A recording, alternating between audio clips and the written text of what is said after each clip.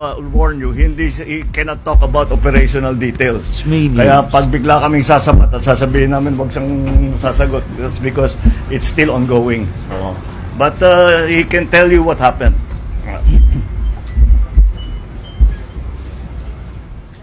Ang pagkakasabat sa Batangas sa tinaguri ang pinakamalaking huli ng pulburon sa bansa, pinuri ni President Bongbong Marcos. Samantala tukoy na ang driver ng van na may kargang 2 tonelada o nasa 13.3 bilyon na halaga ng pulburon. Siya, si Ajalon Michael Zarate, isang US Army at fitness coach. Ang kababalaghan dito, meron siyang elite na mga client pero biglang naging desperado para magkaroon ng 6,000 pesos para pumayag na magmaneho sa isang van na hindi alam ang kargamento at walang driver's license. Kabahan ka na dito kasi isang US Army nagpakatangang mag-deliver sa ganoong kalaking halaga ng pulburon. Bakit masyadong malakas ang loob niya? Dahil ba walang death penalty dito sa ating bansa o may malaking politiko o pangalan na nasa likod nito? At bakit US Army pa samantalang maraming desperadong tao dito sa bansa? Matindi ang koneksyon nito. Hindi ito maglalakas loob kung walang magandang usapan sa loob. Imagine ninyo, ganon kalaking halaga ng pulburon idadaan mo sa checkpoint. At hindi raw alam ng driver ang kargamento. Isang sundalo tapos magsasabing wala siyang lisensya at hindi alam ang kargamento. Maniniwala ba kayo?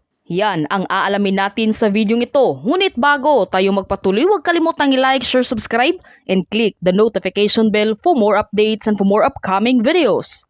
Maraming salamat!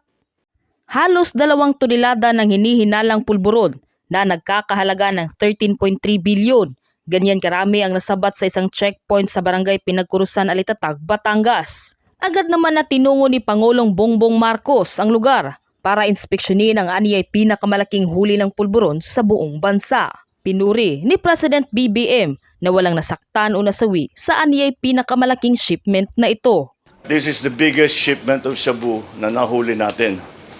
But not one person died. Walang namatay, walang nagputukan, walang nasaktan. Basta't inoperate natin ng dahan-dahan, yun naman dapat ang approach. Para sa akin, yun dapat ang approach sa drug war. Na ang pinaka-importante is matigil natin ang pag-ship.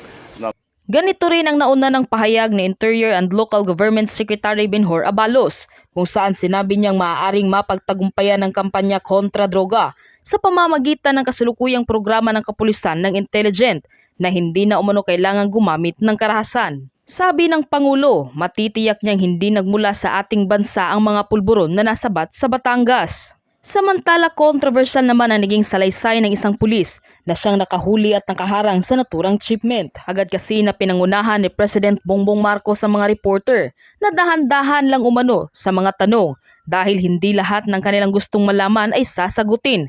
Na labis namang ipinagtataka ng lahat. Komento tuloy ng mga netizens. Ang tanong, ba't nakabantay ang presidente? Mr. President, kalmahan natin na paghahalataan ka. Kaya nag-aalinlangang magsalita kasi inunahan mo na President, may something. Warn you, he cannot talk about operational details. It's mainly Kaya pag bigla kaming sasabat at sasabihin namin wag siyang sasagot, that's because it's still ongoing. But he can tell you what happened.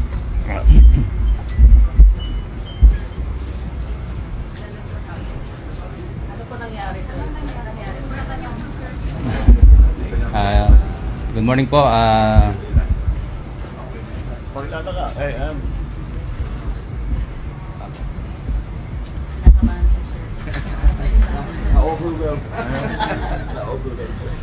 alam mo sa training sa military at saka sa police walang training para makakaharap sa press. Kahit kumarap sa bala kaya namin pero kumarap sa press. So, magandang umaga po sa ating lahat sa ating mahal na Pangulo, Sir, sa lahat mo narito.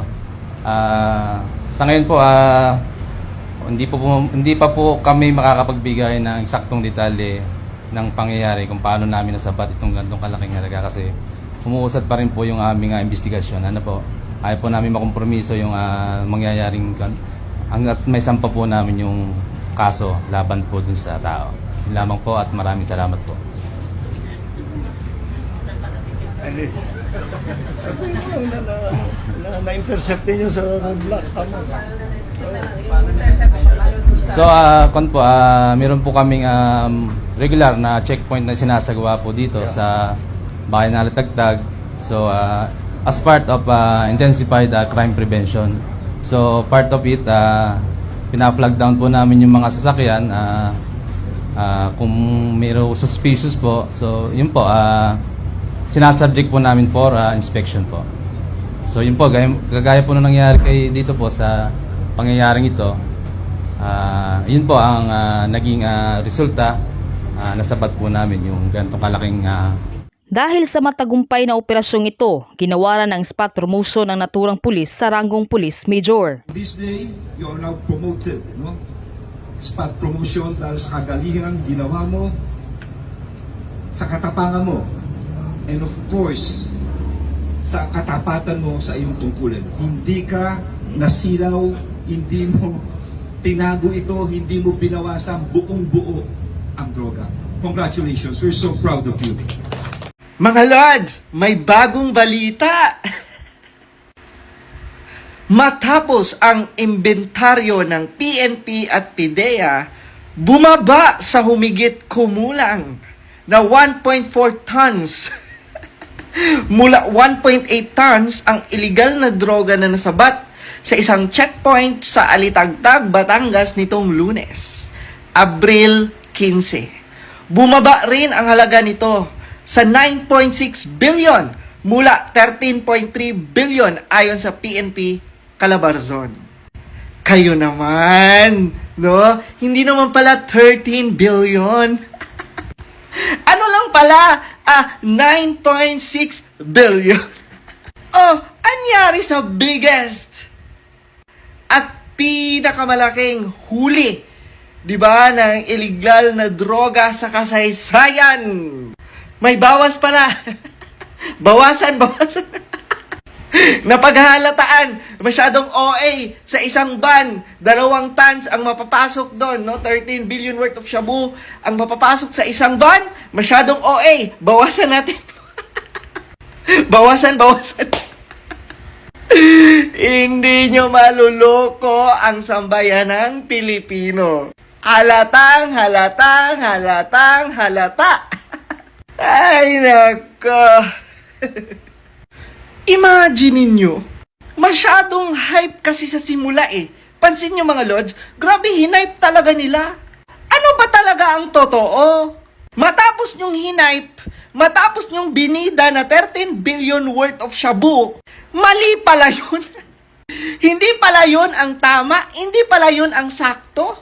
So ang tanong, ano ba talaga ang totoo, Direk?